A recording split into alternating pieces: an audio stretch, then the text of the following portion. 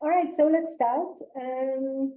Thank you, Luis, for joining us. Luis Favela, Associate Professor of Philosophy and Cognitive Sciences, Department of Philosophy, Cognitive Science Program, University of Central Florida. Luis is an author of a very recently published book, which is the ecological brain, in which he strives to unify, finally, the brain, body, and environment. I always wonder where behaviorism is this, but that we can talk about. But also an author of very interesting papers, also for our lab, because it's not only the neuroscientific part, which is interesting, but also how you think about human-machine interaction as a soft assembly system. So many points of contact, and very nice to have you here. And the title is "What is next for affordances?" So I leave the floor to you. Yeah, thank you, Joanna, for the invitation and the kind introduction. I really appreciate it. I thank you for your time. And I thank you for being willing to delay the meeting a little bit so we can get started a little bit later. It's much earlier here in Florida. But yeah, so I've been working on issues between the relationship of brain, body, and environment for most of my career. And this work that I provided for you to read for today is a chapter from a recently released book edited by Madhur Mangalam, Alan Heinal, Damien Kelty-Stephen, called The Modern Legacy of Gibson's Affordances for the Science of Organisms. And that chapter is based on, it has some material that's central to my book, which also came out recently in January, called Ecological Brain, Unifying the Sciences of Brain, Body, and Environment. And so let me just jump right in. I'm assuming that my slides are presenting just the slides and not the presenter notes. Is that right? Thumbs up. Yeah, okay, great, excellent, thank you. So quick overview of what I'll be talking about today. We'll be talking about what the big problem is that I'm addressing, a proposed solution, the ecological brain, a smaller tractable problem, it's carved out space of the bigger problem. This will require me discussing ecological psychology and a criticism of it, and then my proposed solution, the NeuroEcological Nexus Theory, or NExT. So what is the big problem for me that I've been tackling? So on the one hand, what we have the neurosciences, especially the cognitive sciences, neurosciences, computational neurosciences, maybe not so much molecular neuroscience or genetic neuroscience or things like that, but the more, those that are dealing with, behavior and perception and action and cognition and thinking, and they tend to be guided by a commitment to three main things. One, most of what's important when it comes to cognition, perception, and action is localized in brains. So what's happening in between your ears, that's the main machinery. And the way we understand what the machinery is doing is it's a form of computation acting on representations in the world. So what we have in this first picture on the top is an example, a cartoon of what it's like to perceive a cat in the environment. And what you see is the light rays reflecting off the organism, hitting the retina, going down the optic nerve, being processed via multiple neural networks, and you generate a percept of a cat. So you have a mental representation of a cat, and then computations act on those concepts. So you think of a memory of your cat, or you act on that, and you want to reach over and pick up the cat because it's so cute and cuddly. And so the bottom picture is a schematic from a standard kind of textbook on neuroscience, and it talks about examples of motor control. And so motor control in this way is the acting of motor programs. So again, this computational way of talking, these motor programs originate in the brain. They take representations of the body and of the organism in the world, or the target of investigation in the world, and the computations say, okay, well, now I have a picture of this cat in the world, and I have a sense of my body, and now I'm going to tell my body to move and pick up this cat, right? So a very popular picture, very popular way of doing things. A lot of funding in the United States especially goes to this kind of work, trying to understand these computations and representations in the world. So no doubt there's a lot to it.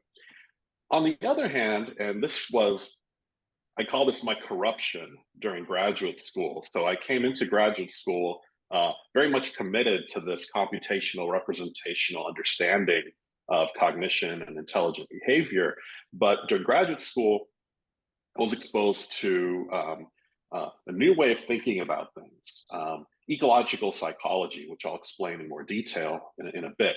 But ecological psychology is very much a key contributor to what is known as 4E cognition. So the idea that cognition is embodied, embedded, extended, and inactive in the world. And so instead of focusing on the stimulation in the environment and how that impinges on our senses and then how we process that computationally, a lot of the richness of the information in the world comes from the structure of the environment. So optic flow in the case of the bird flying through the sky in the example on the top. But it also causes us to reframe how we think about intelligent behavior. And so the idea is not just that cognition is in the brain, but that cognition is a brain, body, world kind of system. So when we're interacting with other people and we're problem solving together and we're writing on a tablet or things like that, this is all to be taken literally as all a single cognitive system. And so, I was thinking to myself, are these two ways of approaching intelligent behavior, cognition, perception, action, can we make connections between them, or will they always be incommensurable? Will they be irreconcilable, right? On the one hand, the embodied people, the 4E people, the ecological psychologists say it's about brain, body, world, environments. And yeah, the brain's important, but it's no more important than the body. It's no more important than what's happening in the environment. Whereas a lot of typical neuroscience tends to say, no, it's really about like what's happening in the brain, and the brain is controlling what the body is doing, etc. Ecological psychology and 4E cognition also tends to reject the idea that cognition or perception or action involves anything that resembles computation, right? So the idea of the computer metaphor of the brain or the computer metaphor of thinking is really rejected by these approaches. On the other hand, the neuroscientists who adhere to this paradigm reject the idea that the environment, for example, could provide rich enough information to guide intelligent behavior. So where do we stand? There's sort of stalemate here in the literature. And so a proposed solution that I offer is in my book, The Ecological Brain, which has 3 aims. So the first aim of the book is to reconcile ecological psychology specifically. So I'm not necessarily engaging with all the different 4E approaches, but specifically ecological psychology, because I think that ecological psychology is probably the more radical of the 4E approaches. And so if I can reconcile ecological psychology and neuroscience, then it should be easier, at least, to begin to reconcile neuroscience with embodiment or with embeddedness. And in the book, I provide a description of complexity science as a way of providing a common language for ecological psychologists and neuroscientists to apply to their research, to apply to their explanations. So the concepts from complexity science, the methods and the theories, they're pretty much substrate neutral. And what I mean by substrate neutral is that it doesn't really matter if we're talking about the activity of molecules.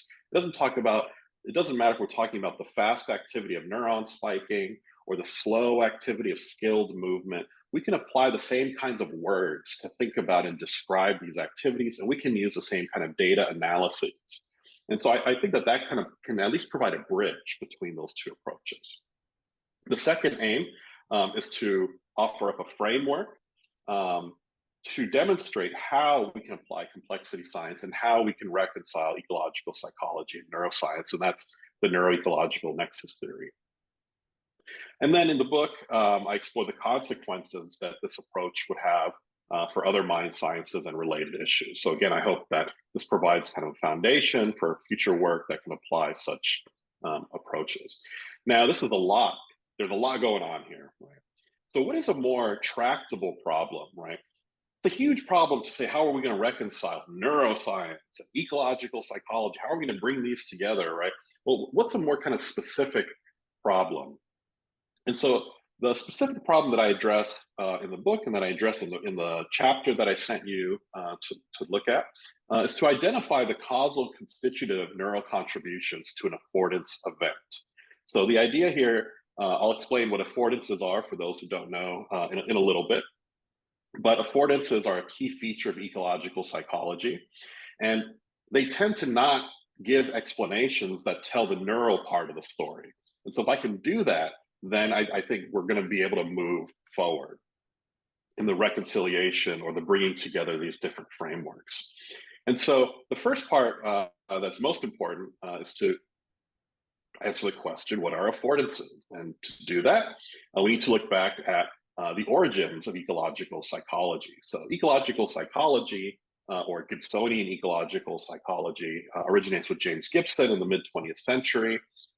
His spouse, Eleanor Gibson, also made major contributions and expanded the approach to child development and developmental theory, learning theory, and things like that as well. So it's really important to note her contributions as well. And so Gibson developed this theory, ecological psychology, primarily as a theory of perception and action. And so to think about how we act and perceive in the world in intelligent ways. And in order to do this, he said, we should focus on the animal environment system as the unit of investigation. So he didn't think it really made any sense to practice psychology in the way that cognitivist approaches, so the kind of approaches we have in cognitive psychology and the cognitive sciences, where you have a participant in a room that's very artificial. Maybe they have a computer or they have a button they need to push, and it's all very controlled. And control is important in science, but there's this problem, as I think many of you know who are researchers working on behavior, the more controlled it becomes, the more controlled the experiment is, the less ecologically or environmentally valid it is. Right? It becomes less realistic of what organisms are actually doing in the world. And so Gibson thought this idea of focusing on, a participant in a room on a computer and just caring about very isolated features like neural reaction times or things like that for various complex tasks, he thought that was wrong-headed. And what we should do is we should focus on the entire animal environment system as one target of investigation. And so that was a major shift in how we think about the study of intelligence and perception. Another major contribution he had was the idea that perception is of affordances, and affordances are directly perceivable opportunities for behavior. So whereas the cognitivist approach, which, as I argue in my book, is inherited by the neurosciences, whereas the cognitivist approach says, well, the world is basically meaningless, and it's just stimulation energies or stimulation that hinges and impinges upon our perceptual capabilities. And then we have to transform that raw information into meaningful representations and then compute on those representations in order to act in the world. Gibson argued that the environment is actually quite rich with information. And so instead of saying, well, it's just meaningless in the world, it has to get transformed and made meaningful in our brains, Gibson argued the real-time perception action loops, the real-time animal environment interactions with the world, this from there emerges meaningful interactions. And so when I reach for a doorknob, the doorknob is meaningful to me because I have a proprioceptive sense of my body size and scale, and then the light that's reflecting from the door handle, taken together, that tells me that I can grab onto the door handle. Now, if the handle was very big, it wouldn't afford grasping. If the handle was too small, it wouldn't afford grasping. And so what's affordable, or an affordance for another animal might not be an affordance for someone else. So it really depends on the real-time animal environment interaction. There are a number of principles that underlie ecological psychology. And so to be an ecological psychologist is to adhere to these principles. And they can be viewed as quite radical for people who are used to the more cognitivist, brain-centric approaches. The first is that perception is direct. So again, with the example of a doorknob, I'll use the example of a coffee cup, since I have a coffee cup right here. It's not about the light hitting the coffee cup, hitting my brain, and then being transformed in order to make it meaningful, this kind of indirect perception, but instead, I directly tap into the information in the environment. So the light that's directly reflecting my proprioceptive sense of my body all comes together, and I directly perceive that the cup is graspable. And so this requires that one detects ecological information. So ecological information is what is directly perceived. That's going to be important in a bit. The other idea is that perception and action are continuous. So it doesn't really make sense, according to the ecological psychologists, to separate perception and action. Because if we take evolution seriously, which Gibson did, we want to say, what was perception selected for? It was selected to guide action. What was action selected for? It was to inform perception. And so it doesn't really make any sense to take these apart, because there is no action without perception and no perception without action for the ecological psychologist. 3, what I already touched on in the previous slide, is that following from the idea that organism-environment system is one unit, that perception and action is continuous, the consequence is that then the meaningful aspects of experience are affordances. And these are detected, these are emerging from the ecological information that specifies these opportunities. So the light in a room will specify what I can see, what I can perceive, and it's from there that affordances are constituted. And number 4, again, the organism-environment system is the spatio-temporal scale at which we want to investigate intelligent behavior. Now, a key thing that I want to really hone in on, because this seems to be where there's a big gap between cognitivist neuroscience approaches and then ecological and some 4E approaches. So again, like I said, many 4E approaches do not necessarily accept the more radical aspects of ecological psychology. But here it's the idea of ecological information. This is really key to understanding the work that affordances do in this theory. And so to understand what ecological information is, it might be helpful to understand what ecological information is not. And so ecological information is not pretty much what most people think information means. So it's not Shannon-Weaver communication information. So it's kind of standard measurement of uncertainty that's quite common in communication theory. It's not what we usually mean by information in computer science. So it's not data being processed in a way to be communicated.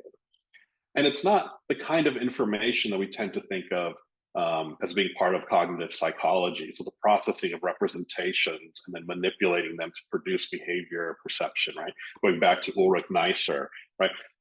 That's not what we mean by information. What we mean as ecological psychologists by information is we mean the patterns of energy in the environment that uniquely specify properties of the world for an organism. So these are higher order properties that are necessarily spatiotemporal in nature. So optic flow, which occurs in the optic array, so the light in an environment, this is a higher order property because optic flow, right? So while you're driving or you're on your bike or you're running and you see the scene move around you, there's like a point in front of you, it kind of like spreads out around you as you're running or as you're driving. This feature only happens over time, right? If you stop moving, optic flow stops. So for a bird, while it's flying, it has optic flow only while it's moving. And thus the information, the ecological information that's provided in the optic array only happens via movement. And this information is distributed around the organism. And so in this picture on the right, what we have here is an example of someone sitting in a room and there's a light source at the top center of the room that emits light. And depending on whether the person is sitting or standing, right, the optics of the light will change, and it will change how the person perceives the surface features in the environment, so the chair or the table or the tree outside. So what work does this do? What work does ecological information do in a theory of perception and action? Well, as I stated, affordances are specified by ecological information. So what this means is that whether an object, for example, is perceived as fit-onable, right? So that's how we talk about affordances. We usually add an able at the end. So it's something is graspable, a chair is fit-onable, a door is pass-throughable. Whether we can perceive that a chair affords sitting on is specified by the light that we perceive via this higher order spatiotemporal activity.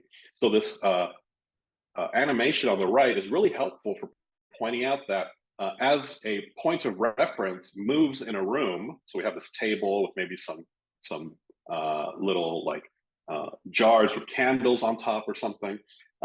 As you move towards a light source, which is the block in the back, and you're sitting down or you're standing or walking, it's going to change the way that the energy is distributed based on the reference point of the organism.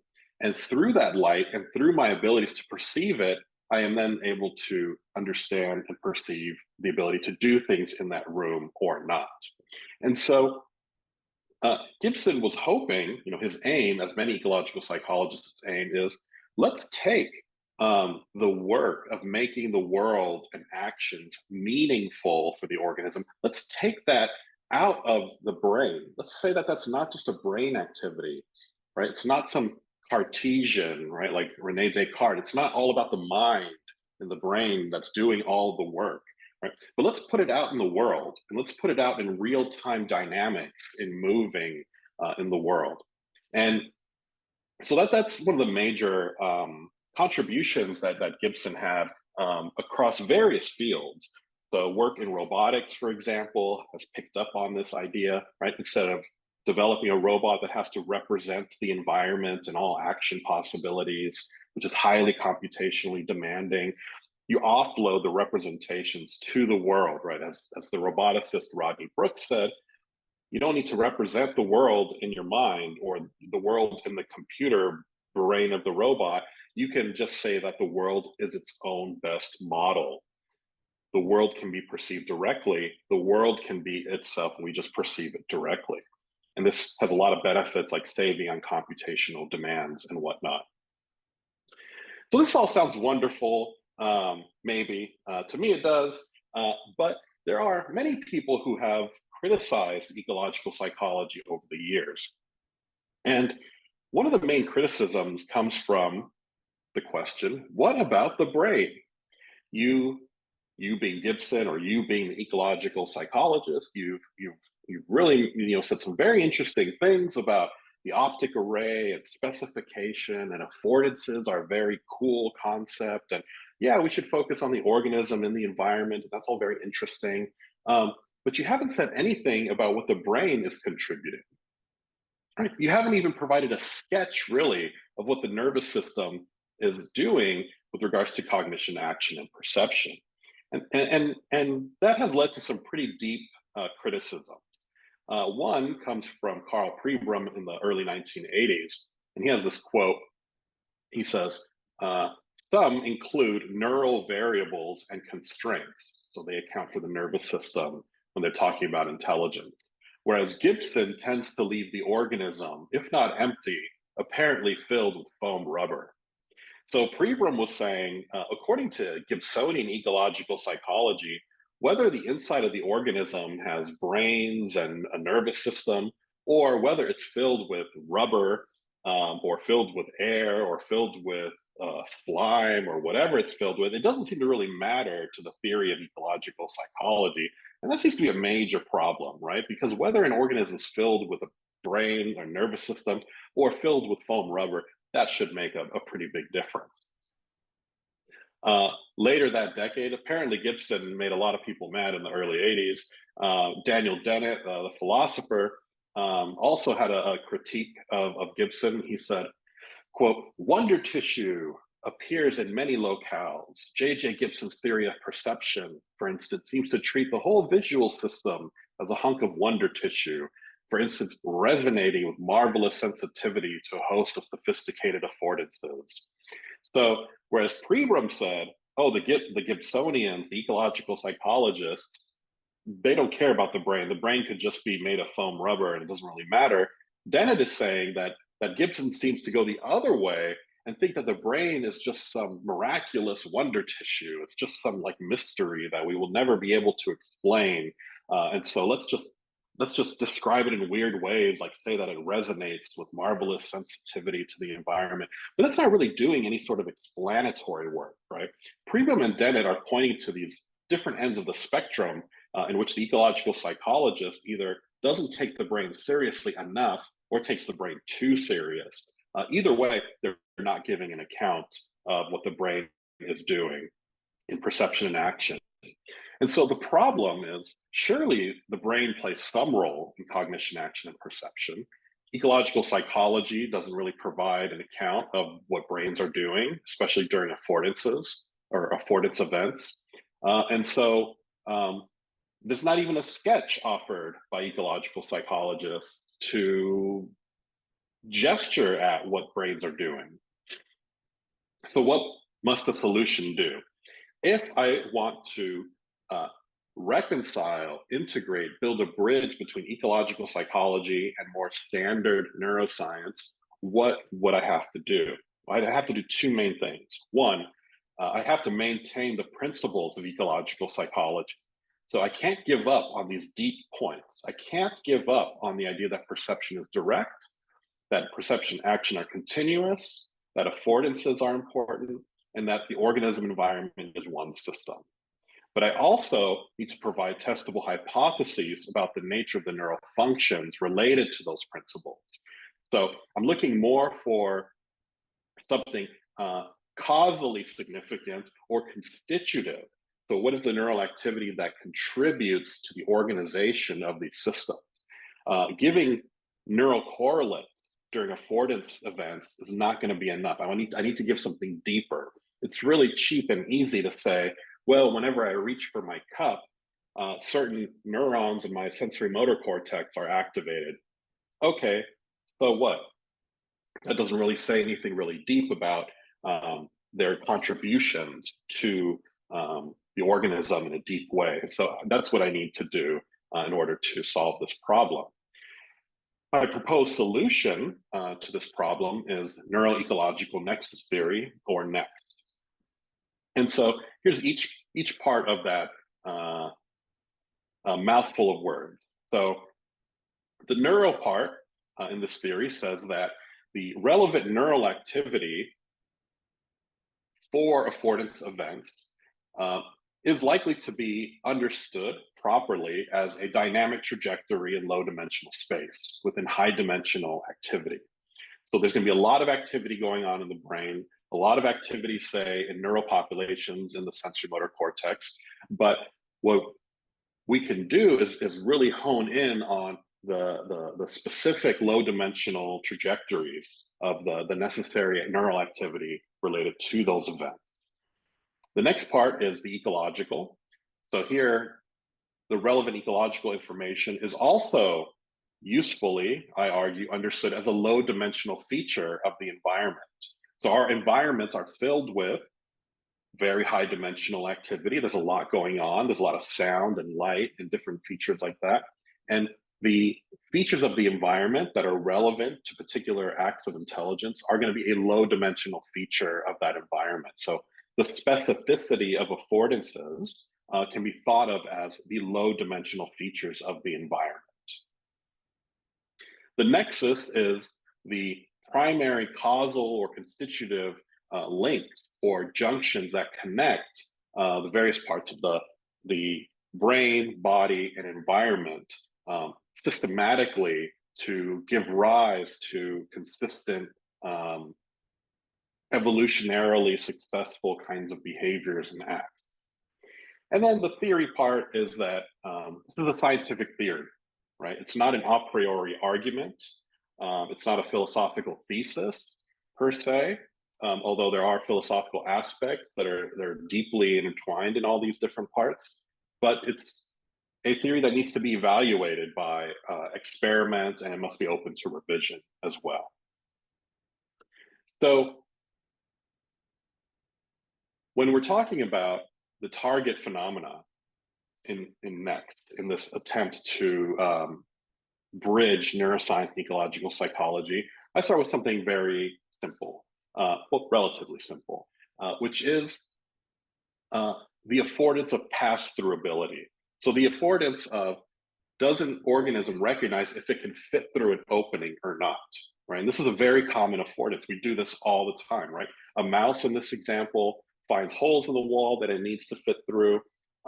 Humans, when we're in a crowded area, we see that maybe there's a space between a person and the wall. Do we perceive that we can pass through that comfortably or not, without hitting someone or bumping into the wall, right? This is a very common affordance that many organisms deal with on a regular basis. And so what we have here is the ecological part, which is in A, the affordance of pass-through ability. If we look at column B and you go down to the bottom, the idea here is that the mouse is connecting with or perceiving various forms of ecological information. So the first image after the mouse is this example of measuring optic flow, so we can quantify optic flow. The figure next to that is actually, I'm not sure, it's quite small, but it's a couch, it's a chair in a room, and the arrows in that room are the ambient light in the room. And this is a way to quantify the ambient light. And so unlike Gibson in the mid-1900s, we have a lot more sophisticated technology that we can actually quantify ecological information in ways that Gibson probably didn't think were going to be possible. So we can quantify optic flow, ambient light. And from there, we go over to column C. What we want to do here is identify maybe a dynamic trajectory of the low dimensional activity within that rich optic flow, within that ambient light that's most significant for specifying the affordance of pass-through ability. The neuro part, if we go to column B, this would be recording from neural populations. So as I argue in the book, I think the proper scale of neural activity is likely to be the mesoscale of neural population activity. And a way to obtain that data is maybe commonly through a multi-electrode array that's capturing tens of thousands, hundreds of thousands of neurons at once. So we can record from them in high spatial, but even higher temporal fidelity.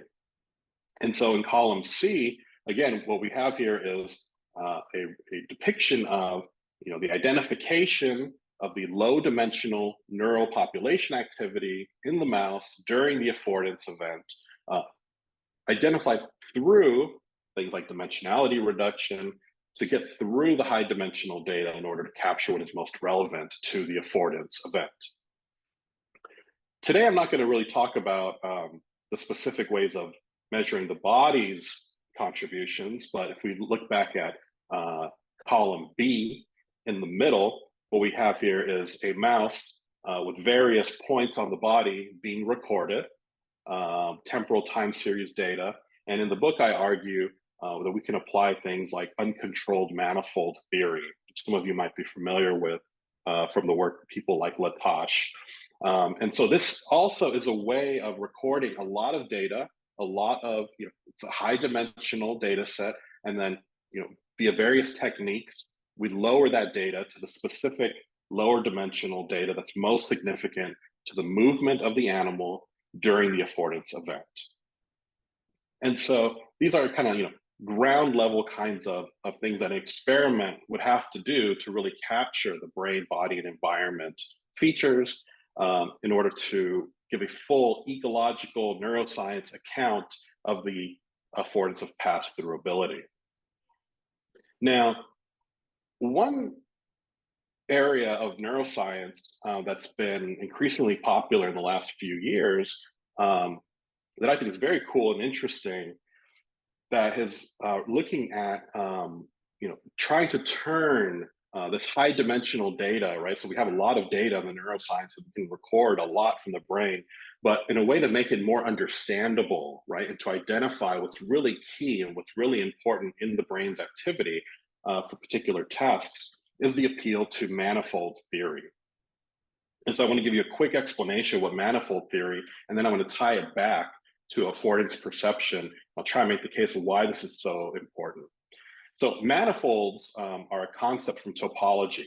And topology is a geometric mathematical study of properties of objects that are maintained even when you distort the object. So the classic example of this is the idea that a coffee mug and a donut have the equivalent topological features. So both a coffee cup and a donut have one hole, right? The hole is like right through the middle of the donut. The coffee cup maintains that. So if we were just to distort the donut into the shape of a coffee cup, we would see that the one hole maintains. Even though you can pour liquid and there's a gap made in the cup, there's no hole in that. So the surface level properties still remain the same. And so this helps us to think about really high dimensional data in a very kind of common, more simple language, which is what is the n-dimensionality of these different phenomena? You might be thinking to yourself, what does this have to do with neural activity? Well, as I said, in recent years, there's been an increase in research applying the manifold hypothesis. And the manifold hypothesis says, well, you get these very high dimensional data sets, but there are low dimensional manifolds that actually capture the principal structure of it. And we can manipulate these manifolds in order to make the data more understandable. And so here's a very simple common example of this. So say in A, you have recorded all this data and you've plotted it in a multi-dimensional space. And you said, okay, well, what's the relationship between these different populations of activity, right? We've labeled them as blue and red and yellow, but how do they relate? It seems like it's all a mess. Well, in B, what we have here is we say, okay, well, let's project that data onto a manifold space. So what would it look like in a three-dimensional space if it had a kind of shape to it? And so the idea then is to try and see if there's any sort of topological structure to that data set. And if you can find that there is a kind of topological structure to that data set, then what we have in C is that we can then take that more complicated topology and we can unfold it in this case, and we can see, oh, okay, well, neural populations recorded in the blue area are actually quite distinct from the neural populations recorded in the red area. And this starts to produce all sorts of very rich information in how we can start understanding the relationship and quantity of these neural populations and their activities. So this has led to the more specific neuromanifold hypothesis, which says that the relevant spatiotemporal scale of neural activity is the population dynamics, and that although there's lots of data going on, lots of activity, lots of high dimensional activity, that much, much lower dimensional manifolds capture what is really important. And some of these researchers, such as Gallego and colleagues, they call these neural modes. And there are neural modes that are preserved throughout various kinds of neural activity that generate specific behaviors.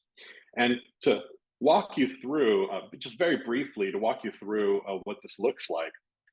So take in A, you might have high dimensional data recorded, maybe some from the sensory-motor cortex or something. You identify maybe relevant groupings of activity. We'll then generate a vector space in which we plot the relevant groupings of these activities and their relationship to each other. In B, what we do is we look to see if there's any sort of persistent homologies or activity among these groups. So is there any sort of patterns that are being maintained across these recordings, across this noisy cloud of data, right? So it might just look like a big mess when we look at A. Maybe there's no shape there, there's no sort of systematic relationship in the activity. But when we apply this kind of persistent homology method in B, what we did is we start trying to identify meaningful groupings. And then in C, what we do is we try to fit a spline or a sort of convergent points in which this activity is contributing. And what we find here is that when we started with A, we had this messy cloud of data that we've plotted on these relevant vectors. Through B, we end up with C, and we find that there's a sort of, kind of maybe like looping kind of activity that captures what's actually significant and important, the principal kind of structure in that data. And so from a messy cloud of data to this, what's captured in the cyan color, we start finding ways to understand and explain this activity in a more interpretable way. And so here's a test of concept, a proof of concept of how this idea of neural manifolds can provide a rich causal constitutive component to match the ecological understanding of an affordance event. So this picture might be a little bit small, but what we have here, A, is a mouse, and the mouse is placed on a little mechanism, and the mechanism is a little turntable, so it moves, right?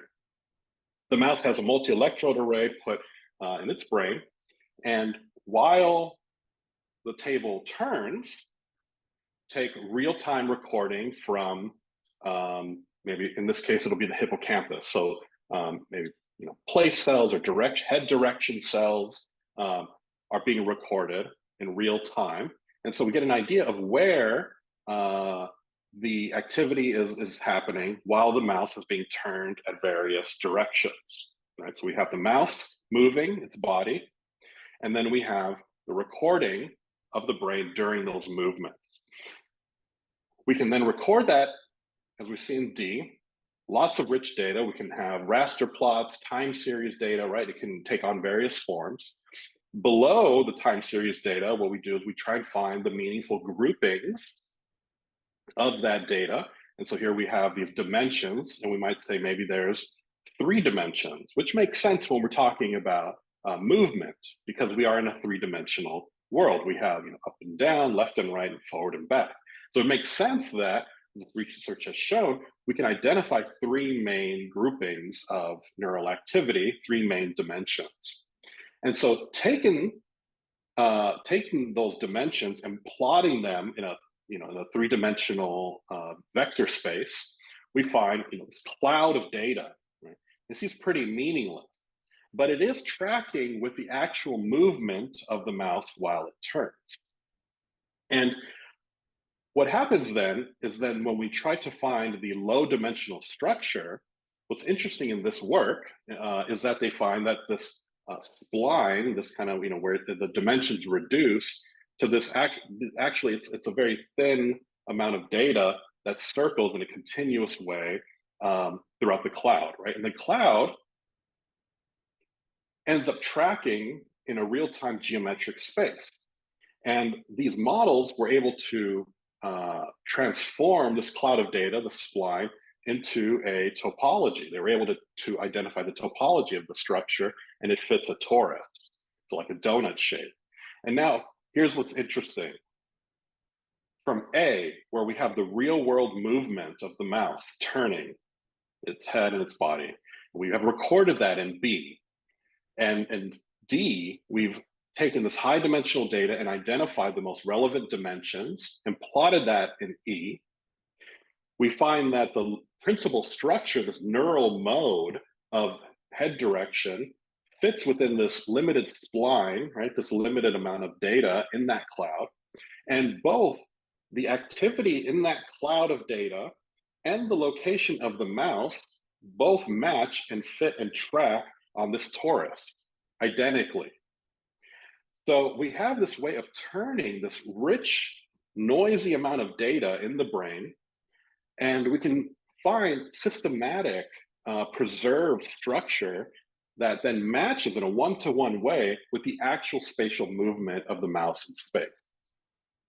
And this is really cool because this tells us a very rich story about what's happening when a mouse is perhaps approaching an aperture or an opening in the wall.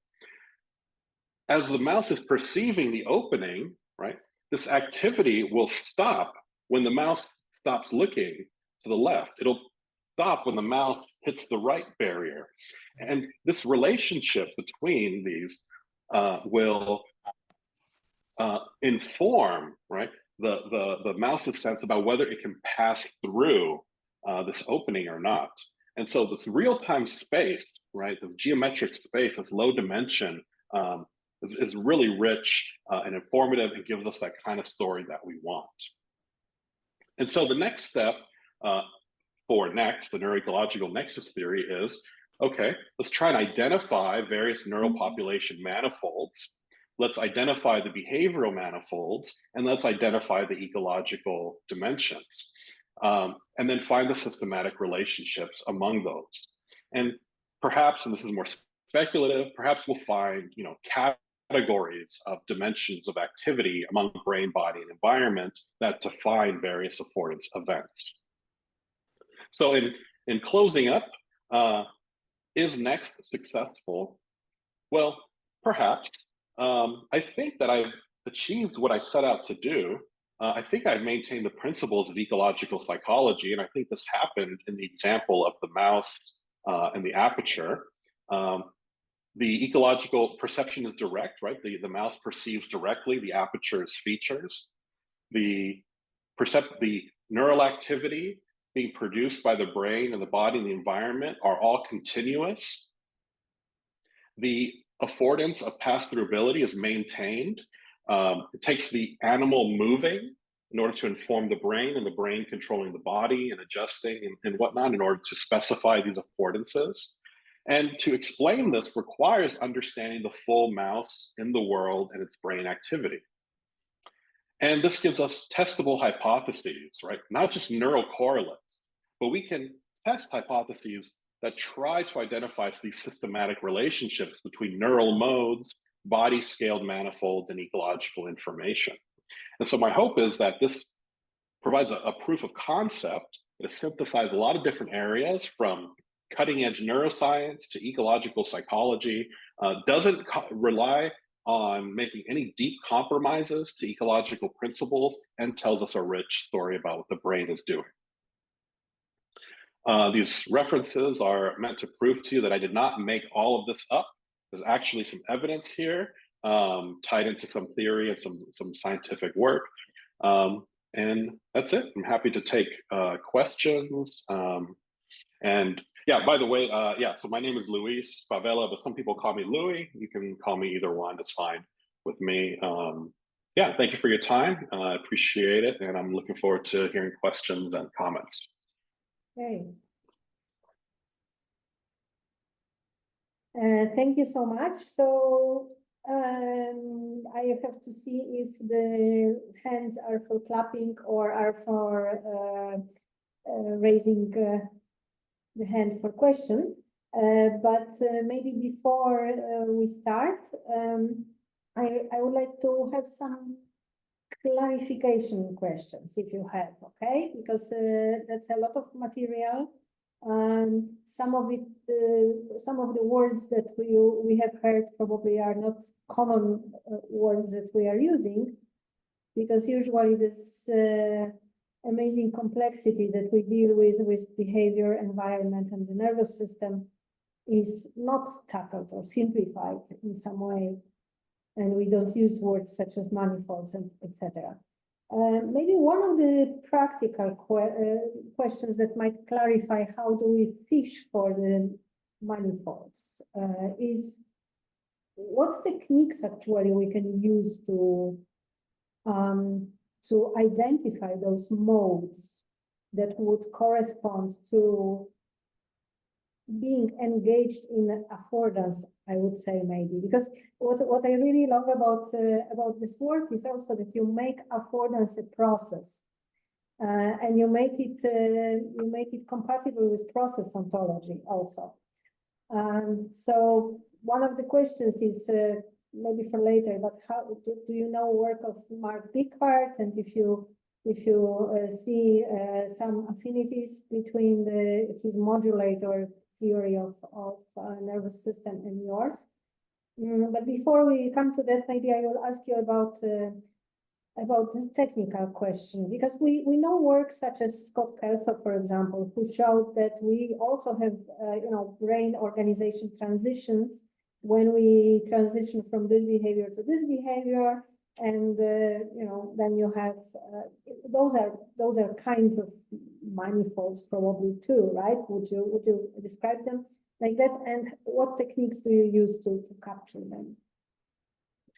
Yeah, so I'm not a super expert in these methods, and so I would definitely recommend some of the papers like by Chowdhury and Gallego, who get into the deep details of how this data is recorded. But in general, you kind of you start with, you're not going to be able to record from the whole brain area or from the whole brain. We have an idea of some of the organization of the brain.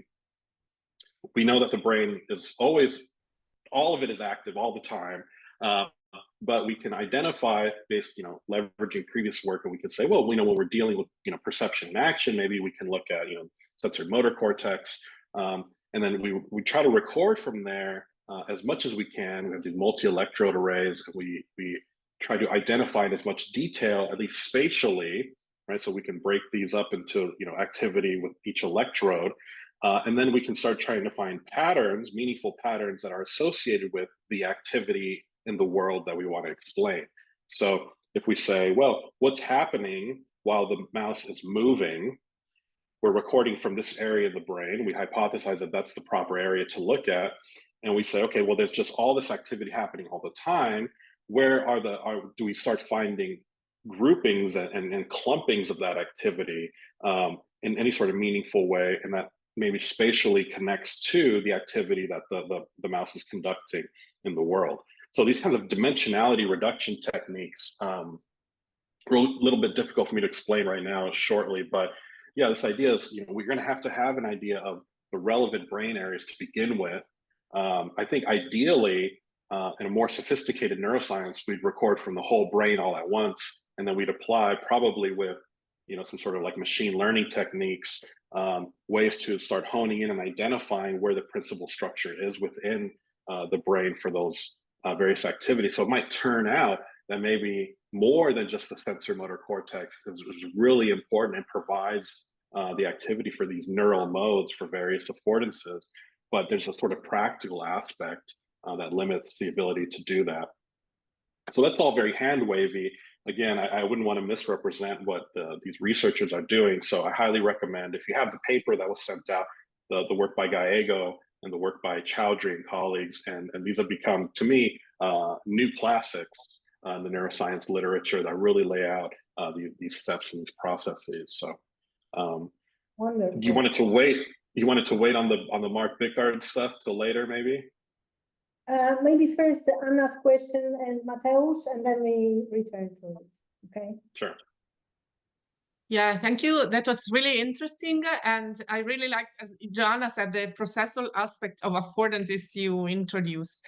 So I would like, I'm sorry, but then I have to leave, so I cannot stay long, but I just wanted to ask you a question. So you say that one of the criticism of ecological psychology is the fact that it didn't involve the brain, so to say, it had an externalist perspective.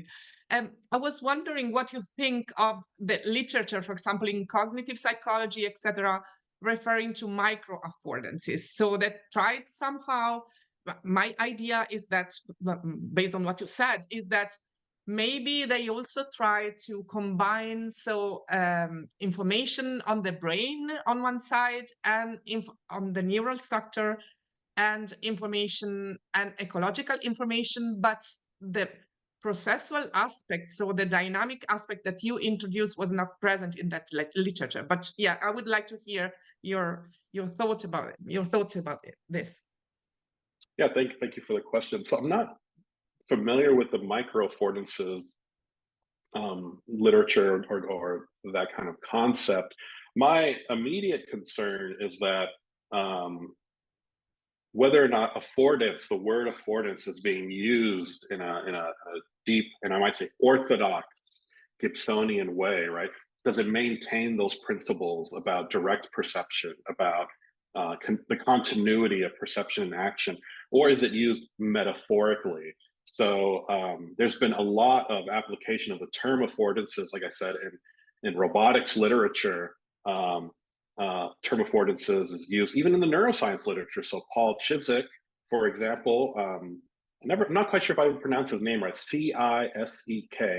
He's a researcher in Canada, and he has something called the affordance competition hypothesis.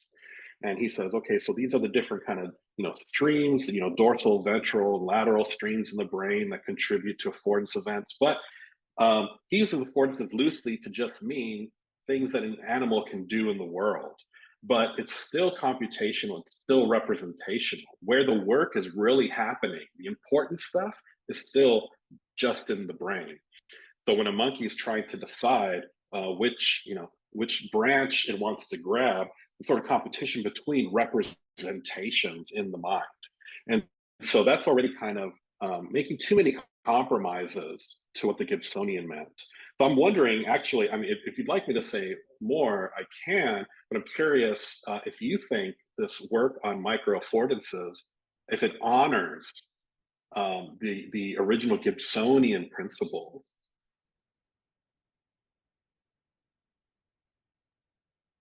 Yeah, I mean, it certainly takes inspiration from there, but you're right that it deviates from it because it's not externally, so it is a different perspective. But at the same time, I think that some aspects, so the continuity, perception, action, etc., at least theoretically, I don't know, you say maybe it's metaphorical, but at least theoretically is present. But but that's my personal view. So yeah, so one thing that that is concerning, let's put it a little dramatically, that's concerning to me when people use the term affordances loosely is I think they're missing out on maybe the deepest point that Gibson tried to make, which is that we want to understand why the world is meaningful for an organism. What makes the world meaningful for a cockroach, for a dog, for a human?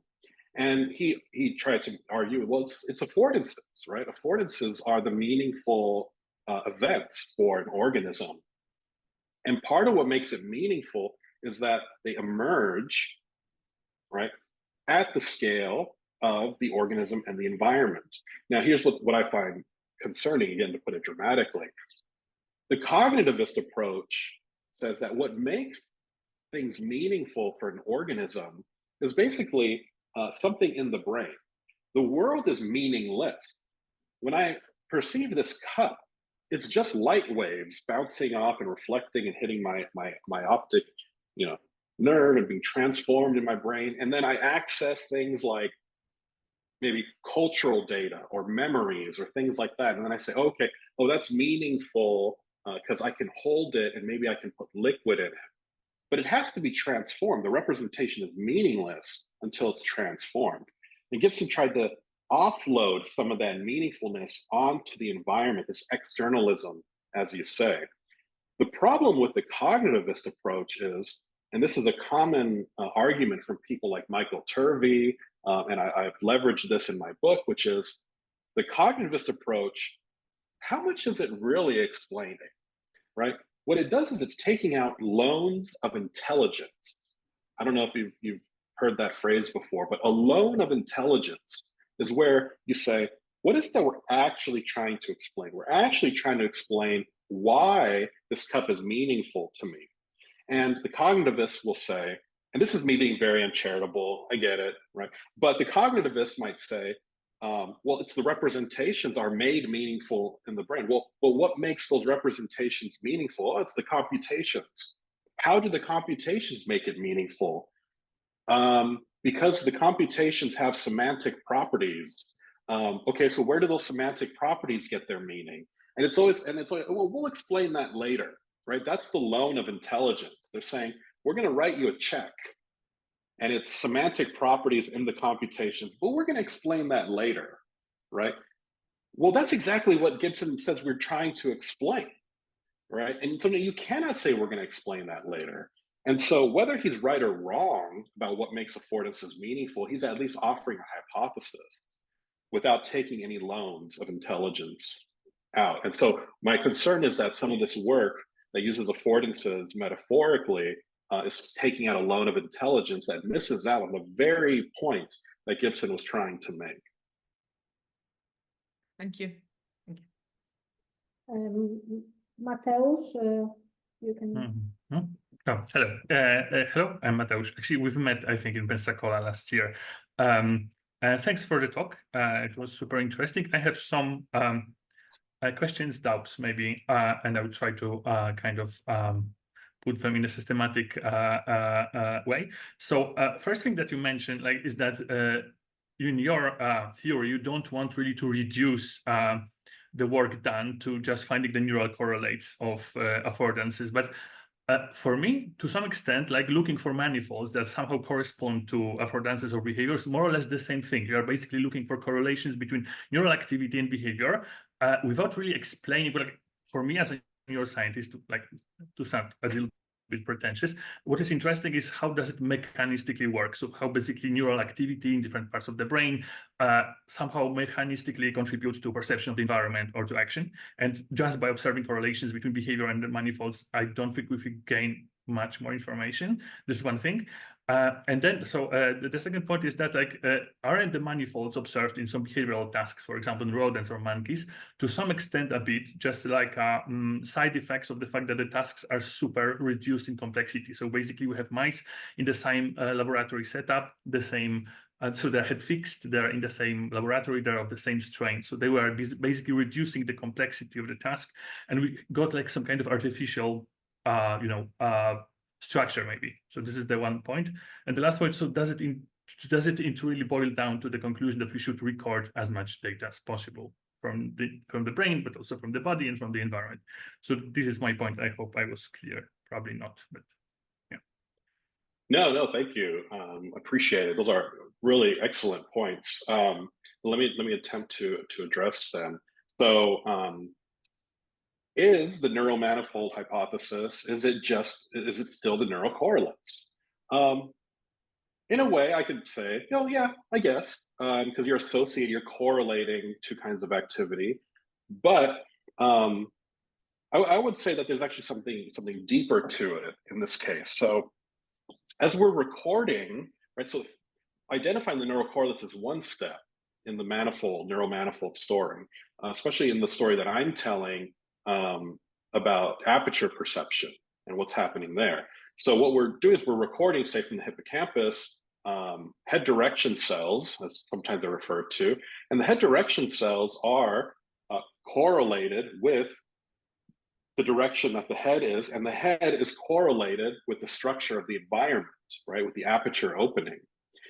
But you can also view it as that's also a causal relationship, right? The mouse will stop when the edge of the aperture is reached, and that, in a sense, will then stop the mouse, and then that'll have an effect on the neural activity, say on that torus activity that's identified in that neural manifold space. So it's not just a correlation, but there's a causal and a constitutive relationship between what's happening in the brain as it informs the body, as it's constrained by the environment, and back to the body and back to the activity in the manifold. So yes, I'm willing to say in some sense it's a correlate, but I think the correlation is just the start. I think in this case of the aperture and the torus manifold that's identified, I think it's more constitutive and causal actually. The question related to that you raised, that maybe neuroscientists are looking more for mechanisms, for more mechanistic explanation. My cheating response is, can you tell me what a mechanistic explanation is? I've given you an explanation about neural activity in the brain. I'm at the scale of neurons during this affordance event. If we were to sever that activity, we would have an intervention. What more do you want mechanistically? I'm not quite sure. Do I have to go down to the molecules? But then now we have a bias towards more, lower scale. We privilege that to the higher scale. And in my story, I don't want to privilege any of those. So You don't have to actually answer what a mechanistic explanation is, but I have a hard time saying, agreeing with someone that my account is not mechanistic when I'm not quite sure what that means. The mechanistic story actually had some confines in the early 2000s, right? There was a startup and finish condition, things like that. But it has since modified to include pretty much everything that it didn't include in the early 2000s. So it includes dynamics, it includes irreducible complexity, all this kinds of stuff can also be included in a mechanistic account. So it just seems to me that mechanistic explanation is just explanation in neuroscience. But we could have fun. We could have fun boxing over that one. The second point you raised about that these tasks are forgive me for not remembering exactly how you put it. The tasks are kind of artificial. They're controlled. We might be generating artifacts related to the task. I think is that about right? Yeah, it's more about the fact that we put animals in identical situations that as identical as possible, what doesn't really happen in nature. So usually the situation is slightly different. For example, the mouse is hungry sometimes not, and in a laboratory setting, you always have mouse in the same state. That's the right. thing. Mm-hmm. Yeah, thank you for clarifying. So I think as a practical issue, we want to start with simple cases, and it would be interesting to say, well, we are hypothesizing that we will identify neural modes, that there will be a neural manifold during head direction movement. We're going to have all these different mice that are, they're from the same breeding population. They're all full, they've eaten, they've rested, they're all hooked up in the same way. And so we're going to get the same recording from them. Now, if we did not find any neural modes or neural manifolds in that case, well, so much the worse for neural manifolds. Then we're off to the wrong, that's the wrong direction, right? But we do find it. We do find those neural manifolds in these very controlled, contrived scenarios. Now the next step, let's make it more ecologically valid. Perhaps we could start having free-moving, free-ranging mice. Perhaps we can have them under different conditions. But when we're doing science, as a neuroscientist, you know this, every little variable or change we make results in an explosion of the different considerations that we have to look at. So our ANOVA turns from a 2-2 into a 20 by 12 by 32 kind of, and it's what are we even looking at anymore, and how can we justify our accounts? So I think, yes, I take your critique, and I agree, right? But science is, we have to at least start with these kind of contrived, super controlled scenarios.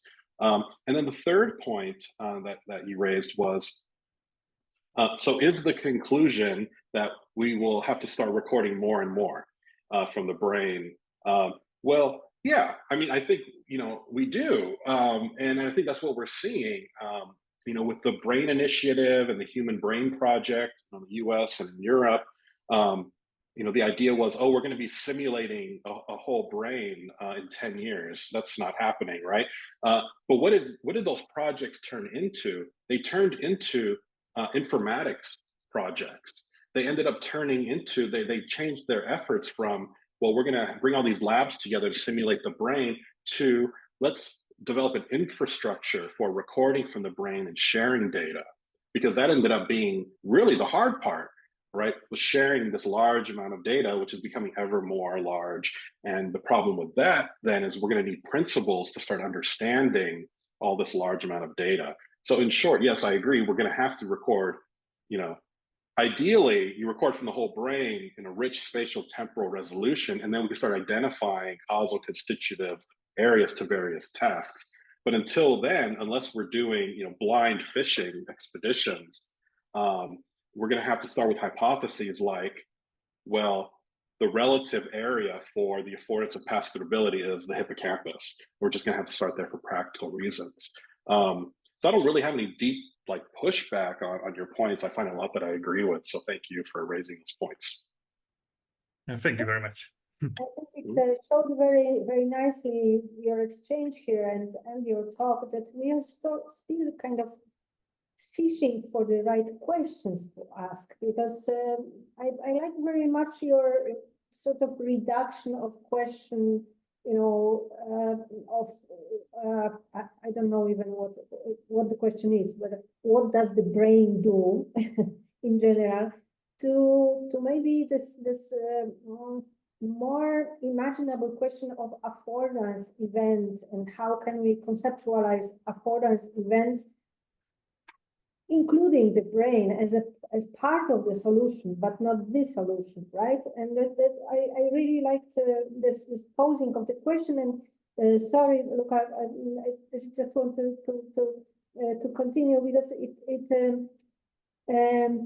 it made me think, looking at your mouse in your example, why do we have nervous systems at all? So, for example, there is this example of the mouse that looks at the opening and considers it an affordance or not, and then we can imagine a slime mold or a bacterial colony that is moving past the aperture, and of course, if the viscosity is right, some of the bacterial colony would enter the fissure, and okay, so it does have specific behavior using this opening, but it does it without the nervous system. So then this contrast sort of can tell you, okay, what is this component doing?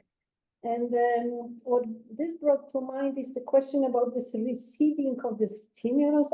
I read it 20 years ago, but okay, what does having a neural system afford in this situation? If you can say. Mm-hmm. Yeah. What was the last? Sorry, my audio is clicking. What was the last part? The last part was I don't remember. That was a very complicated question. So after the slime mold enters the fissure, and then I kind of had some audio breakup. Oh, okay. So no, well, that was about the part about. I think it was called the receding of the stimulus in Gibson's theory, but I don't want to be too technical. So let's forget this part of the question and just to look at the slime mold and the mouse and say, okay, so what does the nervous system afford, or what does it do? If it makes sense. Yeah, so I actually do like what you raised, and I think it is relevant. Are you talking about the poverty of the stimulus? Okay, no, it's rather, my question is about, we have explanations that include the nervous system or not. They are more behavioristic maybe, but we also can imagine the same situation of using an affordance, because you made it the problem and the question. Yeah.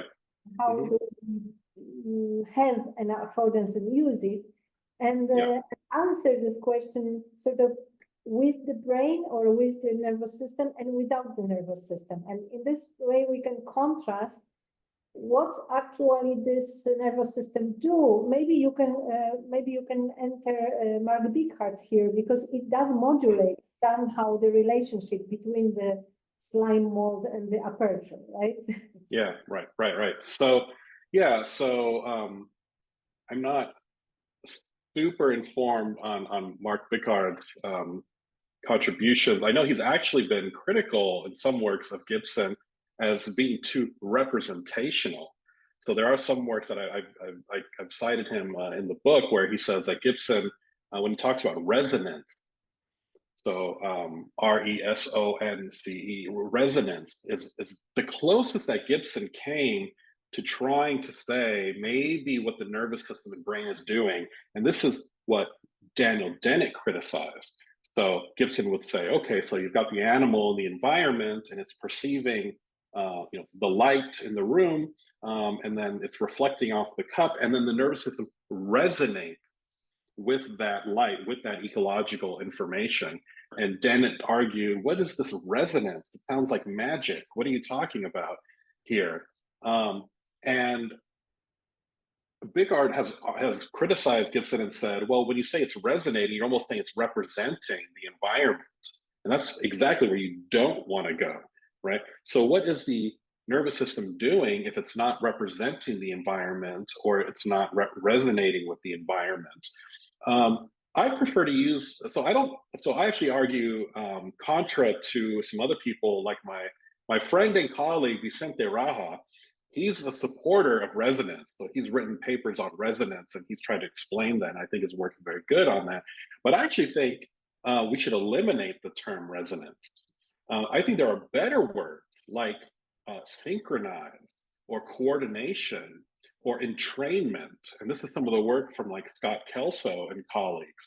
I actually think terms like entrainment and synchronicity, I think these are much more mathematically precise. And I think that they capture more what the environment, what the nervous system is doing. The nervous system is entraining, right, to the body is entraining to the environment, and vice versa. So these kind of coupling relationships that are constitutive, right, these kind of metastable states that Kelso talks about. I think what they're gesturing at is, I think it's some form of control theory, so from cybernetics, right? I think that actually gives us a lot of the language to talk about what the nervous system is doing. The nervous system is not representing, it's not creating a model of the environment. The nervous system is also not just a feedback system, right? That's where the cyberneticists were limited. They focused on feedback, but the nervous system is also a feed-forward system, right? And it's a correcting kind of system. And so it entrains to the environment, takes feedback, tries again, takes feedback, tries again, right? And it learns, and this learning and adaptation, I think can affect an organism in various time scales. So it happens during child development. So when children are learning how to grasp, this is the kind of feed forward and feedback kind of control, like they're developing these control networks in the brain and the body. But also it happens over evolutionary time. If you have an organism that is too slow in its, in its feedback and feed forward, then they're going to get eaten by the crocodile or by the leopard or the cheetah, and so they're not going to move on. But the ones that are faster or that do it more efficiently, they will move on later on. So I know I said a lot, Joanna. I hope, did I address some of your points? Okay. Yeah. It's exactly. I was wondering about the resonance and then versus modulation that Bigheart is insisting on, or yeah, I also think the control theory and entrainment. Also, it's more active, right? Entrainment and coordination is a more active thing than just resonance. Unless you take resonance very emergently, then it's a part of it. Luca.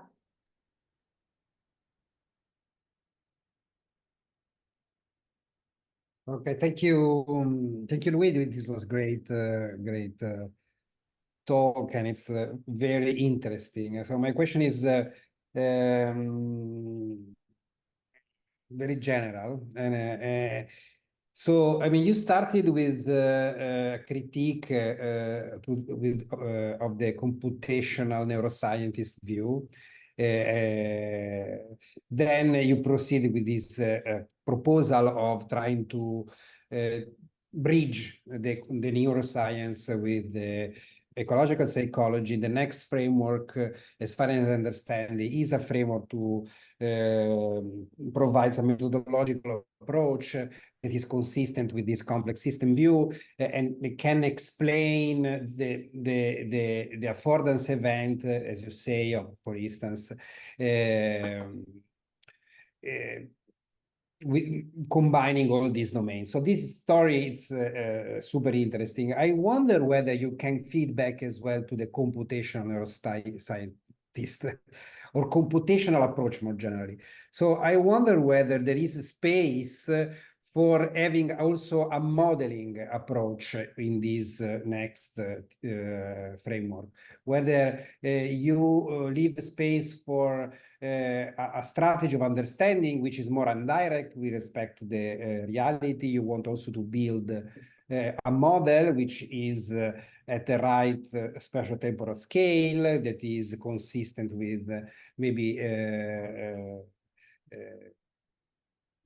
the experiment that you're doing on, for instance, on mouse behavior. But whether you would accept that you can have a computational model explanation, because the next framework as it is not. It's a broad principle, and that may drive the interpretation of an experiment, and they can explain the results of an experiment, but they do not provide, they do not take advantage of the modeling strategy. So if you think it makes sense, if you don't reject the modeling approach, I was wondering, what is a good modeling approach for you? What would be the feature? What is a good example for you, which is consistent with the NExT approach?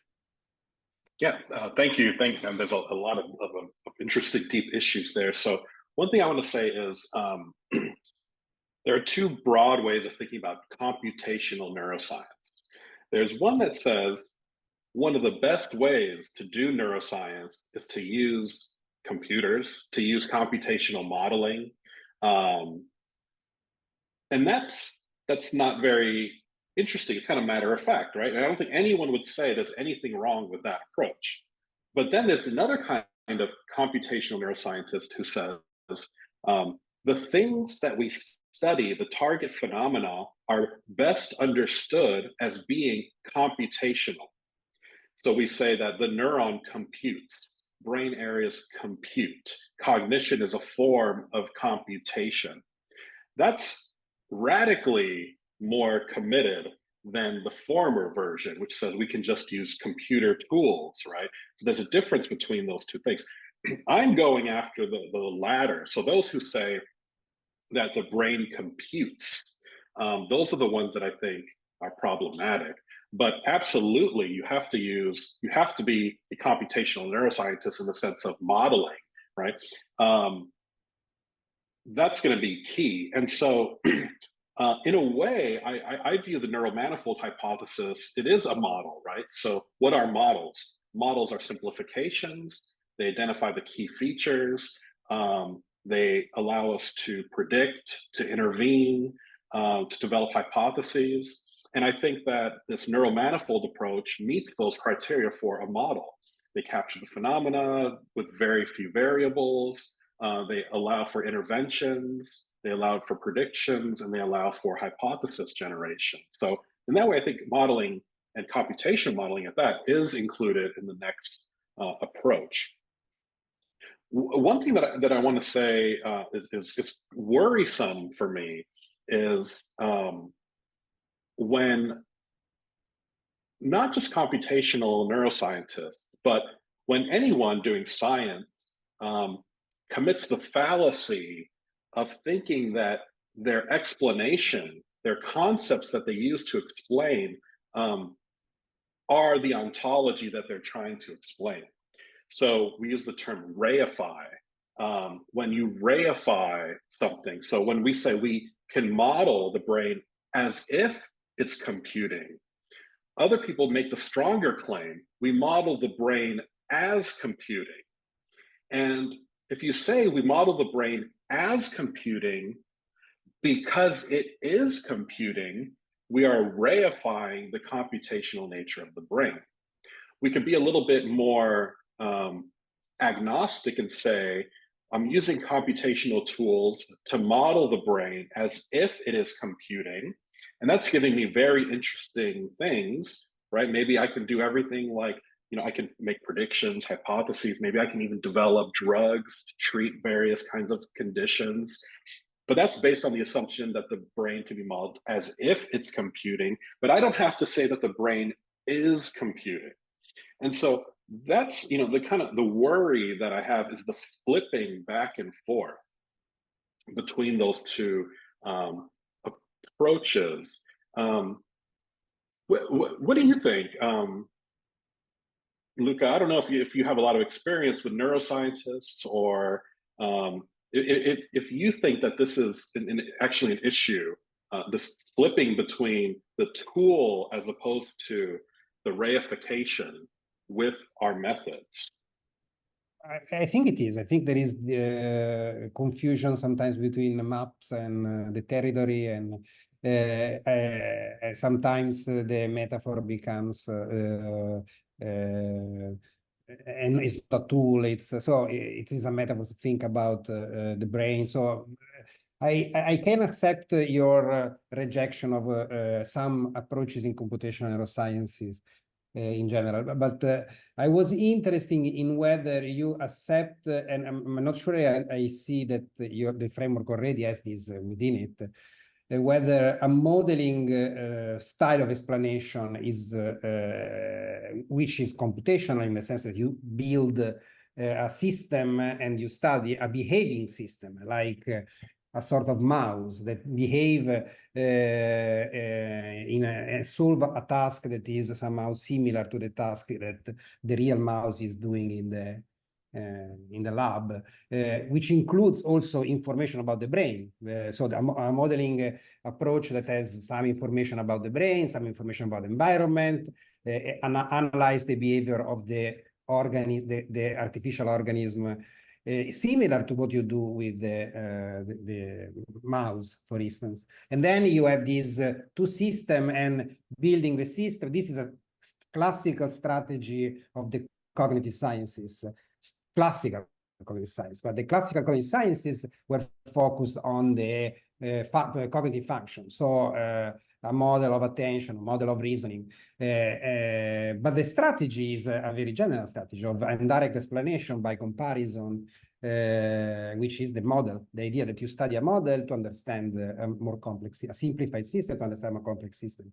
As far as I understand your use of manifold theory, and it's more about making sense of a huge amount of neural data and a huge amount of cinematic data. And you find the structure in this very complex, multidimensional flow of data in different domains, the environment, the behavior, the brain, and you want to find a shared structure. This is, for me, a data analysis problem. It's not a theory.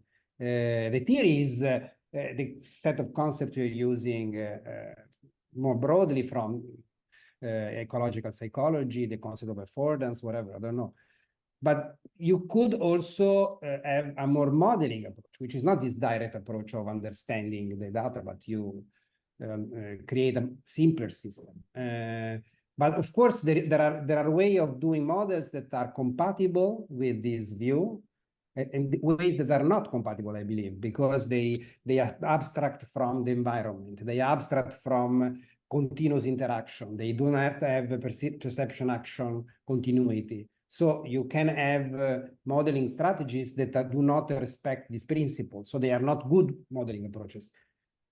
But you accept that if you somehow have some feature, that approach is useful. That was I was interested. I have some more ideas specifically in mind. Maybe I can write an email for you later just to keep this discussion. Yeah, that'd be great. Thank you for elaborating more. So actually, you know, I think what you're pressing me on is something that I'm willing to accept. And the way I'm interpreting it is this: a lot of what I'm saying with the NExT approach is very epistemological. It's a way of understanding systems, right, and identifying the causal, constitutive, contributions.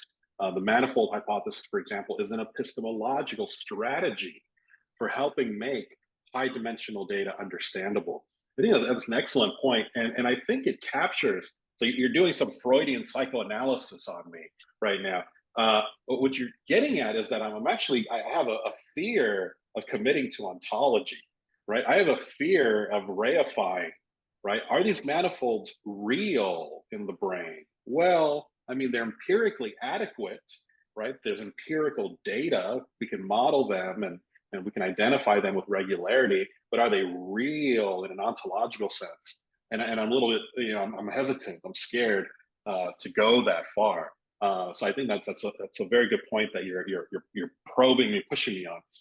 Another thing I want to say is, I do think there is definitely something to be said with, well, a following step in the progress of a theory is, can you implement it, right?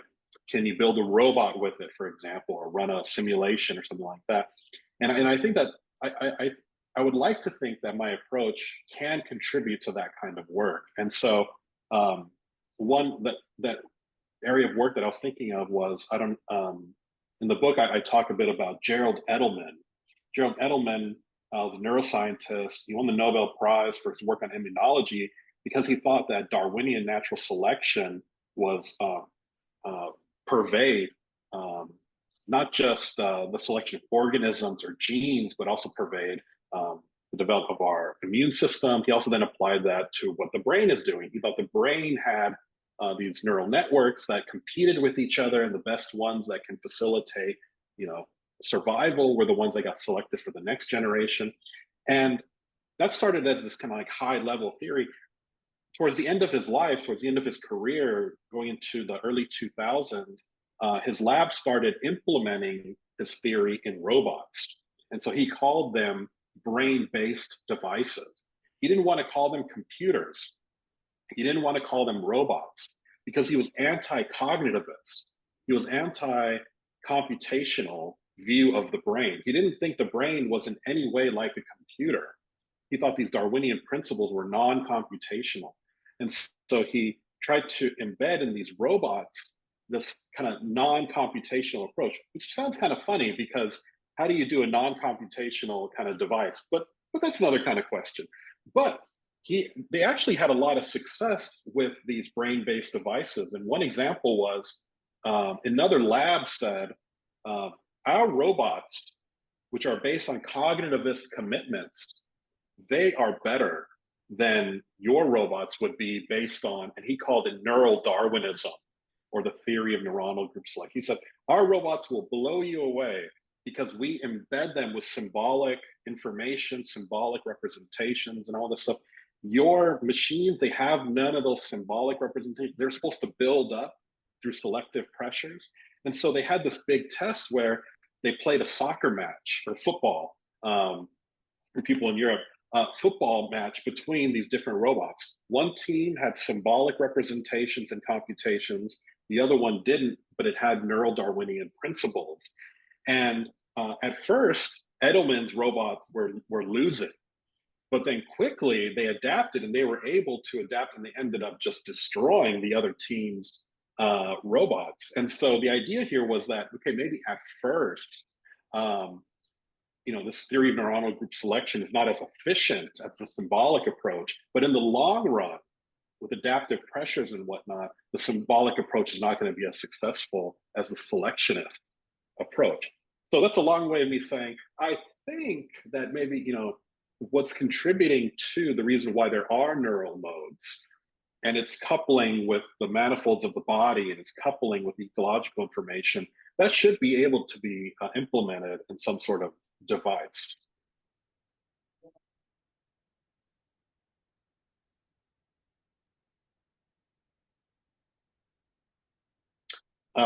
If Joanna's talking, I think you're muted. Sorry, because thanks, Sasha.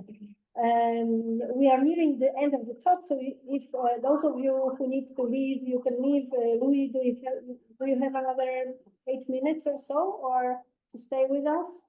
Yeah. Yeah, absolutely.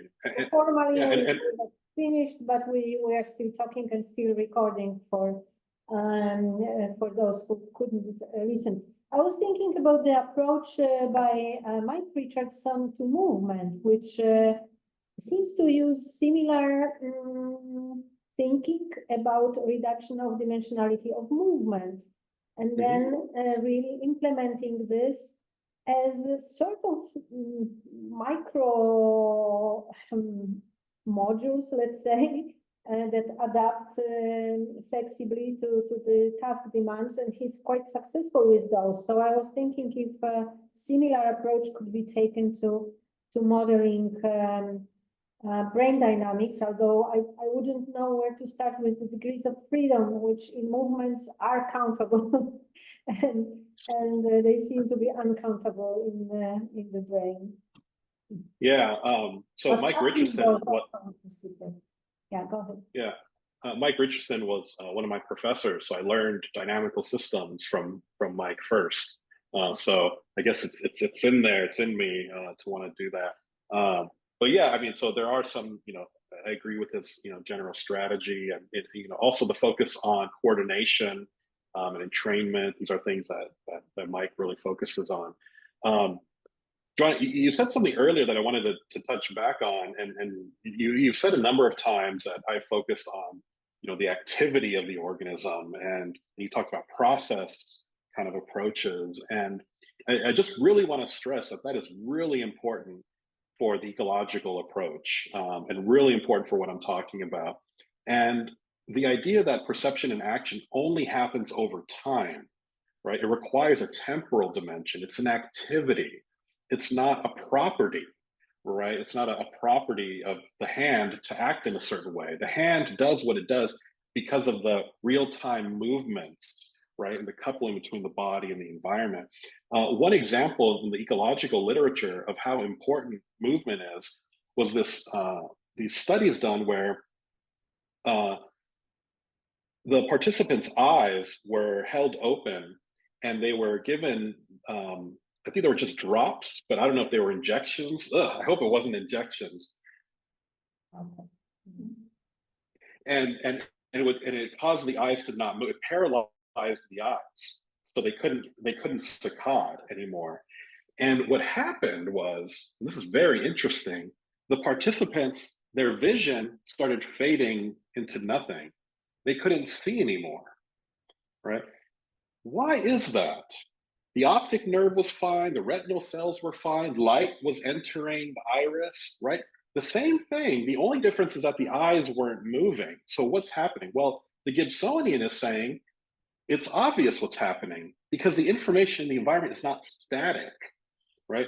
The information, the light in the environment, what makes the light informative is the fact that it is touched on, if you will, in a real-time movement. And the eyes constantly moving is sampling that light. And it takes those constant dynamic samplings to really inform the organism and to be able to see. That has always been a really interesting set of studies. Originally had nothing to do with ecological psychology, but I think it really made that point, right? That our perceptions require movement. We also experience this. You can probably do this on your own, a little experiment right now.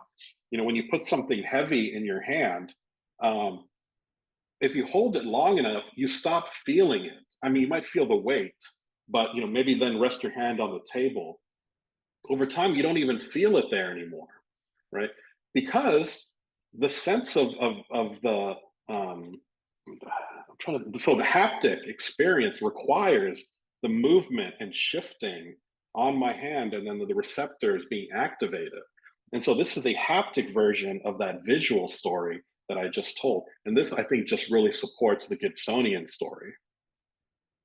That's right. And also, considering motion in a sense a primitive or something that everything starts from is for some reason so unnatural in our Western culture, but it is, you have it from Heraclitus on, that there are people who think that, motion is the natural thing, the natural starting point, and then stabilization is something that requires work and organization and coordination, not the sort of flow and movement. And so this is something that is very difficult also to convey in classes. I always have this, but there must be something that moves the organism. No, the organism moves all the time. The brain is active all the time. Then we have to carve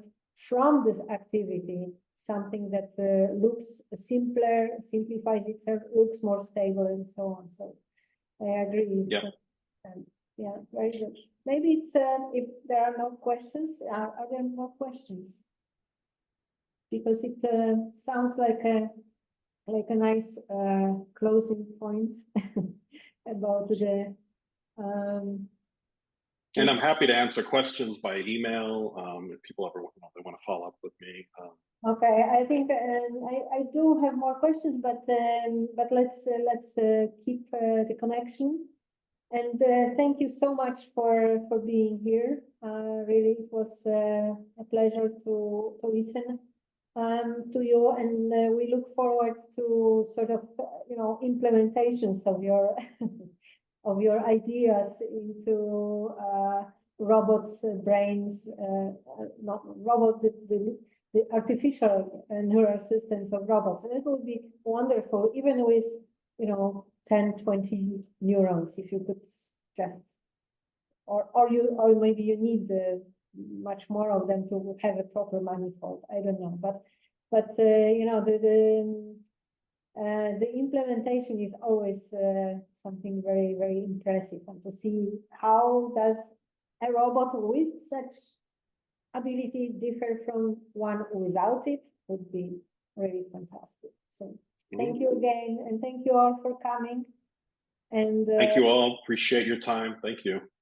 And we invite you to the other Train Chris Hill lectures that we usually have at this hour. Thank you. Thank you very much. Have a nice day. Have a nice day. Bye-bye.